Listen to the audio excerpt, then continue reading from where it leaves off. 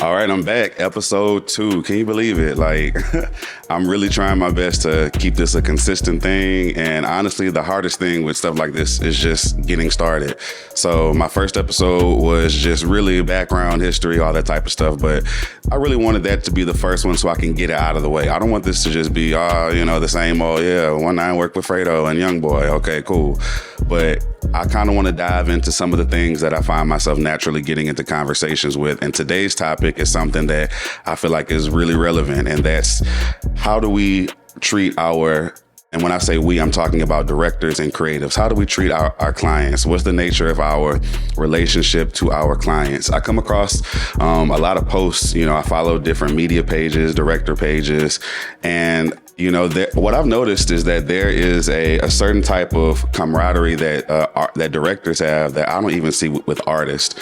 A lot of artists, it's a competition, it's competitive. And while there is competition among directors, from what I witnessed, there's usually a level of respect and camaraderie whenever, behind the scenes, whenever other directors are talking to each other. It's a lot of love, a lot of respect. However, there's one thing that tends to come up more often than what I like to among directors, and that's this thing of whenever directors like to unite on negativity, when directors like to unite on artists, for lack of a better term, on the clients that are essentially paying the bills that they need their service from, and that's what inspired today.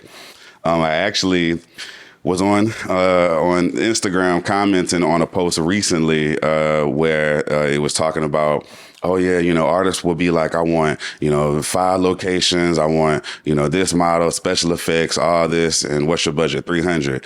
And then the sentiment was like, man, aren't y'all tired of these broke artists? Man, I can't, I'm not going to shoot nothing like that. If they come with 300, I spend $10,000 on all my equipment. I can't charge less than a stack. I have more respect for myself and blah, blah, blah. And that's cool and everything. I understand, but for me, I wouldn't make that my public, stance. I wouldn't make that my public, what I'm putting out to my clients, I think that, as directors, we can vent to each other like that. But whenever you put that out on social media, it's like you're really not just talking to other directors. You're telling your clients that if you don't have money, you. And I personally don't, believe in, treating that clients in that way. So first of all, why do I even feel qualified to talk about this? Well, one thing about me and what I take the most pride in with the years that I've done Str8 Up Entertainment, 12 plus years, 1,000 plus videos, the number that I care about the most isn't how many views I've gotten. That's because the number of views to me, the number of views is more reflective of the popularity of the artist, the song, etc. The number for me that signals my success in my field is the number of people who choose to pay me and book me. So I've done the math several years in a row, and I've been booked by the most individual artist than any other director in Louisiana. Fact check it. But I simply that means that I've touched more individual artists. There are more artists that have paid me for my services, that taken their hard-earned money and paid Str8 Up Entertainment to represent them. And I feel like that's the measure of success for me as a director. And that's also why I feel qualified to talk about this, because in order to get into that position, I had to know, how can I make people want to give me their hard-earned money? What is it that I'm doing and putting out that's making people, what do they see that makes them want to reach out to my DM and say, hey, I want to book this guy? And the answer is actually a little more simple than what you may think. So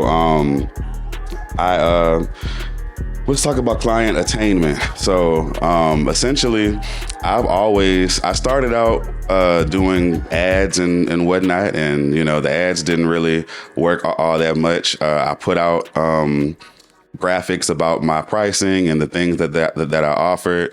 That didn't really work as much as what I like. And I found that over the years, the number one way that I get my phone to ring is how I represent myself online. How do I, the in between the lines. So rather than me making a post, hey, I do 4K videos, I'm going to post a video shoot that went really well from any artist, big or small. And I'll talk about how I enjoyed it, how it was creative. And what that signals to my client base is that, hey, this is somebody that's, good to work with, everybody has a nice camera, but who do you want to give your hard-earned money to? The asshole that's super talented that thinks that he's better than you, or a director that values your music, your business, and creating an experience for you?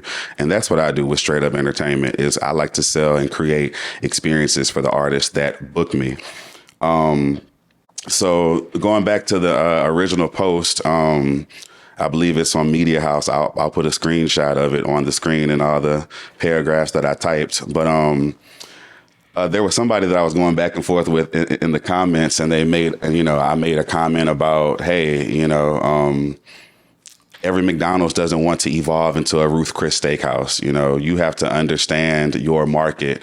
You have to understand who you're serving in order to come up with how much that you charge.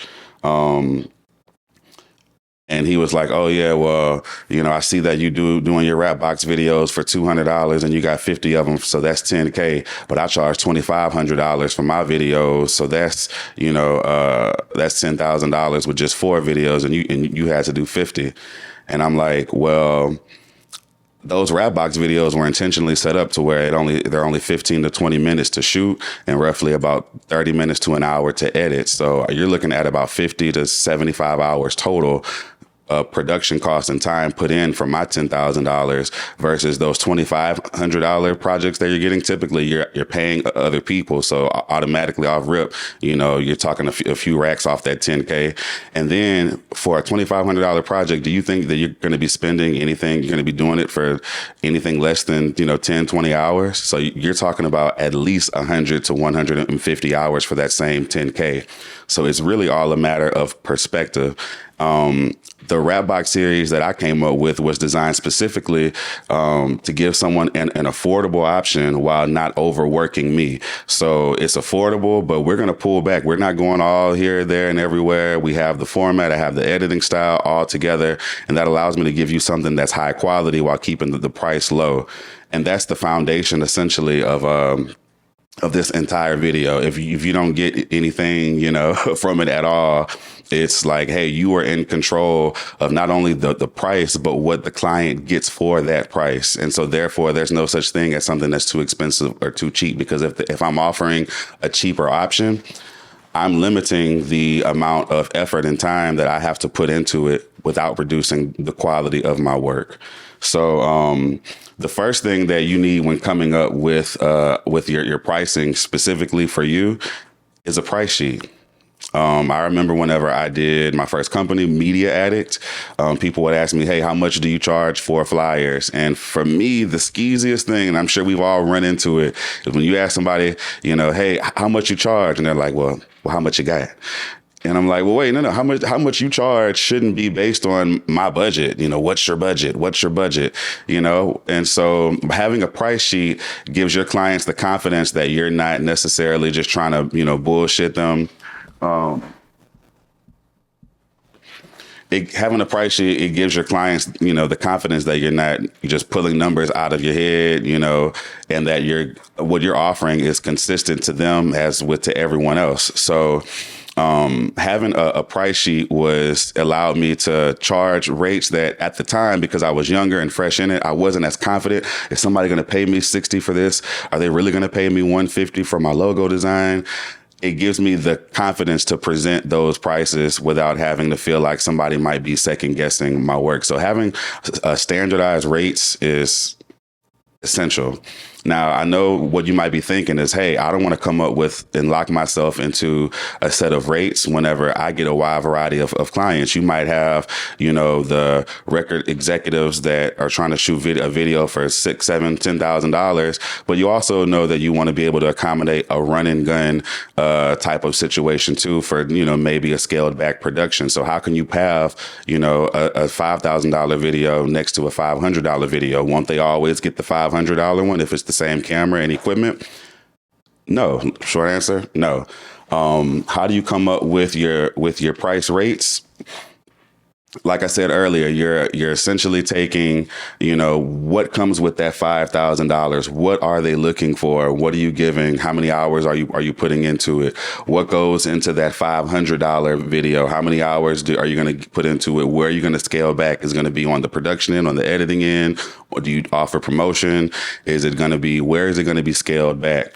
Let's see. And in terms of the exact number, I just pulled 500 and 5,000 just out of the air. But the number that you come up with, for your music videos or for whatever that you're charging should be based on the market. Now, what does that mean? Based on the market. Based on the market means that if I'm trying to sell somebody my music video, I need to know and understand who's buying my music video, what they do to seek out that particular service, and what do they encounter along the way. What are other directors charging? What are they looking to gain whenever they're what's the deciding factor between, me versus another director from my client's perspective? So in my case with Str8 Up Entertainment, my demographic is, Black young people from Baton Rouge that are into rap music. Typically, it's their first serious endeavor into music videos, and they, income ranges from not working at all and just having a hustle to average income 40, 50K yearly. I typically don't deal with super wealthy people who come from money.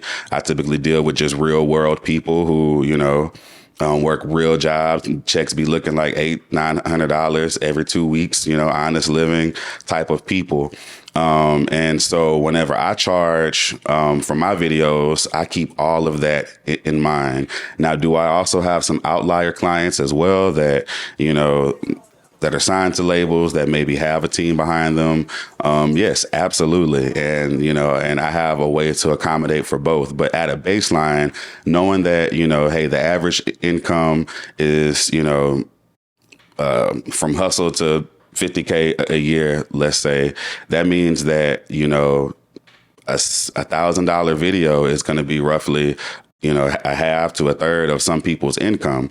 So if I want to serve this market, I'm going to have to go sub 1,000 in order to get consistent clients. So my videos start at $600. Now, initially, prior to, if I didn't have any, fan base, if I didn't have any kind of name recognition, I've done videos as low as $200 to $300 because I didn't have that extra to bring to the table.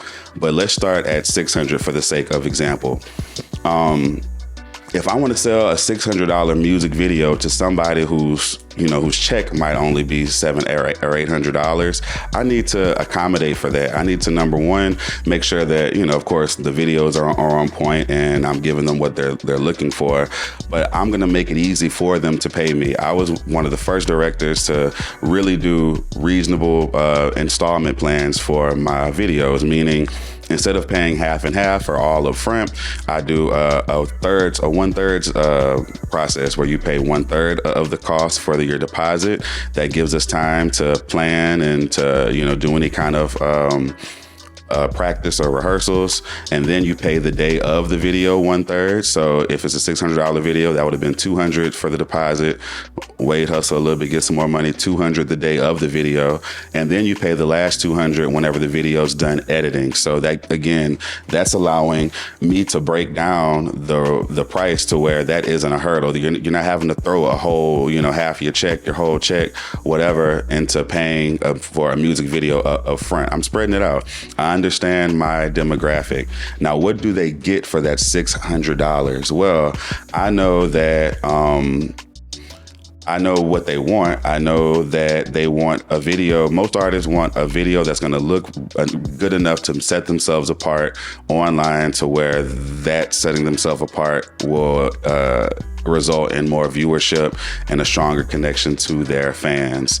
For that same $600 or less, there are a lot of directors, great directors that are out there that I admire their work. The new ones that are coming up, the OGs that are charging $150, $200, $300 for a video. So what can I do, for the $600 that I'm charging for this video to make it worth it? Well, what I can do is I can give you perspective on how to use your video. I can assist you with your promotion strategy, with how you should release it, with how to monetize it, with how to get a return on investment. Whenever we're shooting the video, I'm gonna do my best to make you feel like a real artist, to make you feel like the man. We don't have to rush. I'm gonna take as many takes as we need. On the flip side, how can I, from a director's perspective, make it to where it kind of sounds like that you're doing all that for 600? Hell no. Well, how do I, temper that? How do I make it to where I'm not out here doing way more than what I want to do? Well, being that I have price sheets, those price sheets allow me to put, certain things like, that set the expectation for the shoot. So for instance, I have my video shoots don't last, but maybe 1.5 to 3 hours. And that's because I allow as much time as you want prior to the video to come up with ideas and all of that. What I don't allow is for the day of the shoot to receive a lot of different changes and ideas, and we're on set and you're like, well, what if we do this? What if we do that? No. If we do that, that instantly makes my job a lot more difficult and I would have to charge more, but I can keep the prices low because look, we're locked into how we're going to shoot. I write my treatments. I do my editing before the video, meaning I put, time markers for what needs to happen when. So that way, whenever we're shooting, we're just simply shooting what I know that we need to shoot. And I can have the confidence at the end of the video that it's going to get done. So, and I'll have enough footage to get what I want shown. So by me limiting and being the master and constructor of what I'm doing on my video shoots, that allows me to keep my rates low. Like, I also have a $900 package, and my clients typically, when they see my rates, well, what's the difference between a $600 shoot and a $900 shoot? Well, that comes down to what I have to do that makes it more difficult for me. It has nothing to do with quality. I never charge for quality because everything I do is going to be quality. If I take a picture of you on my phone, I feel like that's high quality. What I'm charging for is more work. If I have to bring out more equipment, if I have to go to more locations, if I have to use more than a standard set of effects, if you're going for, rotoscoping or tracking or motion tracking or set replacements or, anything extensive like that, well, that falls into my $900 package. If you want, color light setups and, all, types of things like that, then and I have to bring out all kind of equipment going to different places. That's a $900 video. And that allows me to, again, with, let's say, and going back to the Media House post, to the Instagram post that I saw. Yeah, so an artist wants to come to me and, they want all these locations and this and that, and they got 300. Well, I'd be like, well, hey, for 300, we can get that look. We can get that look. My cheapest package is 600, but look, instead of doing it with all the lights and all this and that, let's find a simple one location. I'll throw you a deal. If we can shoot this in 30 minutes, I'll do it for half price, just looking out. However, the shoot is going to be for this long and no longer than this. And there are no adjustments or anything once the video is edited. So now what I've done is I've taken, the client's needs. I've taken what they come to me. Hey, they want this, and that. And I've ultimately addressed the root of it, which is I want a really good video. I want an amazing video. And I've said, hey, look, I know that you want this, and that, but you can't afford it. But let's focus on what you can have. Let's find this location. I've done this for years where we can really stretch this one location and knock out a bunch of scenes. You can change your outfit so we can make it look like different stuff. And again, it's out of my price range. So I'm going to have to cut down on the amount of time that we're there and the number of edits. So, if that's okay with you on the production side, I can work with you on the money side. That's how you approach pricing with that type of client, or that's how I approach pricing when it comes to clients. I don't think that my way is the only way or the only correct way, but I just thought that I would share, my particular approach.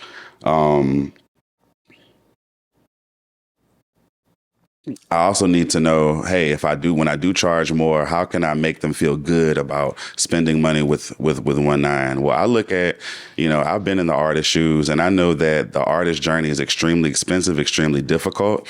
And most artists have no idea how they're going to get their return on their investment. Like, how in the world is, a $3,000 music video going to come back to the artist? And in most people's cases, it just isn't. In most people's cases, that's just promo in the wind and hope that somebody, snatches them up. In my case, I actually, dive in. I usually have some form of conversation with the artist about, hey, what are you doing with this? You're about to spend $1,000 with me. You're about to spend $600 with me. What's the plan? How can we enhance this? Are we trying to get streams? Are we trying to get booking? Are we trying to get signed? Those all have completely different courses of action that you can do to make your investment with me reach one of those goals. If we're trying to go for streams, we need to have a marketing plan. We need to have a street team. You need to have promoters and people online that are going to promote and put the video out. I'm having a discussion helping you out with that. If we're looking to get bookings, well, hey, we need to have the elements for that attract promoters. You need to have booking numbers emphasized and in the bio clearly, on the video clearly. You need to have calls to action for booking, that prompts people who are potential promoters to know, hey, he's getting booked. Maybe even show clips at the end of your video, a little 5-second, 10-second trailer, hey, of you performing and interacting with people, because that's what promoters want to see. So I'm talking with you about how you can get your return from booking. If you're trying to get signed, same thing. Hey, such and such records is looking at my video, and I want to get signed to them. All right, well, what are they looking for? Hey, are we making all of the references that are applicable in the video that we know would catch the executive's attention? Do we have the right type of visibility, the right time? Are we doing a promotional campaign to go along with it to target certain individuals to get and net that deal? And I feel like that in a lot of cases, just by having that type of insight for an artist as a director and someone that's in the industry, that's how I add value to my clients. And that's how I feel that, 12 years later, I'm still getting phone calls and messages for booking, because artists get a certain experience whenever they come to OneNine. So this one was a little bit of a less scripted podcast. I kind of wanted to, try this format. I do have my notes that I keep looking down here at, but for the sake of getting these out in a timely manner, I just don't have the time and to really do a full script on these kind of things. But I'm hoping that you enjoyed this podcast episode. Please comment down below. Do you agree with me? Do you disagree with me? Do you feel like clients are asking for way too much? Let me know. Or do you feel like directors are too uppity? Let me know. Thank y'all once again for tuning in to my podcast. It technically doesn't have a name yet, so if y'all have any name suggestions for my podcast, y'all let me know. It's just the OneNine Podcast for right now. And y'all follow, like, comment, subscribe, all that good stuff. I'm OneNine. Peace.